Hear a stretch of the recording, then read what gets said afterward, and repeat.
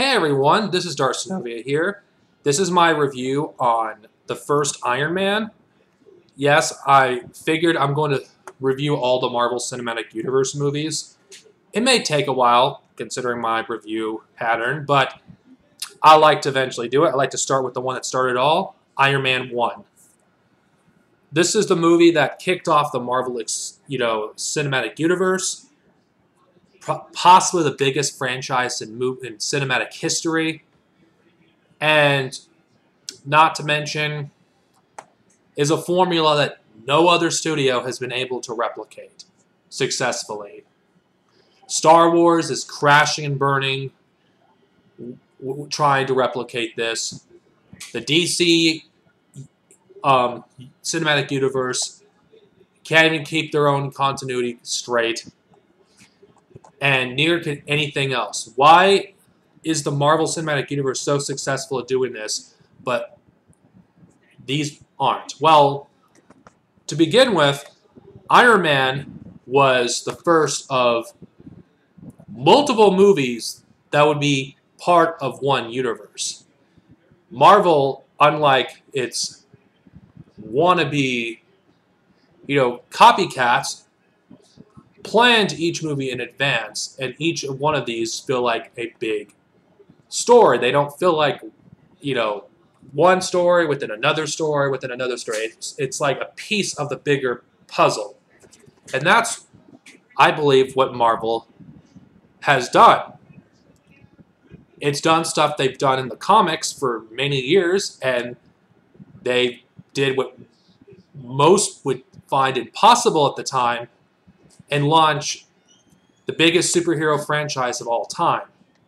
Now, Iron Man 1 was a risk at the time that they filmed it, because Robbie Downey Jr. did not necessarily have the most respectable, reputation. Iron Man was pretty much unknown to most people outside the comic book community and video game community. And superhero movies haven't really been that good at the time. A lot of them sucked, from the Fantastic Four movies to the Daredevil, Elektra, and many more. So this was probably the first good one in a long time. Of course, this also was the year we had The Dark Knight, which I will eventually review. Now, Iron Man 1, what makes it so good, since I'm finally going to talk about the movie? Well, Iron Man 1, I feel like, for a movie that's come out 10 years ago, I think it's aged pretty well, honestly. I think anyone that watches it who hasn't seen it before would be able to appreciate it. I think Tony Stark's character arc was well done. He starts from being a complete asshole to someone that's more empathetic, that's more like the Iron Man that we would see in the later movies. He's not really Iron Man for very much of the film. Despite this being considered one of the greatest superheroes ever made, he's barely in the suit. But I feel like any scene that he is in the suit is great to look at. I mean, the CGI doesn't look that bad, despite it, the movie's looking a lot better than this one. I think it's held up well. Consider that Marvel, didn't have the funds then like they do today. They probably couldn't use as much CGI in this movie, and they used more practical effects. I think this movie was pretty good. It's one of the best superhero movies out there, and if you're a Marvel Cinematic Universe movie fan, you'll notice the huge tone difference between this and the other movies of the Marvel Cinematic Universe. Watching this movie made me realize I wish Marvel would do a tone like this more often.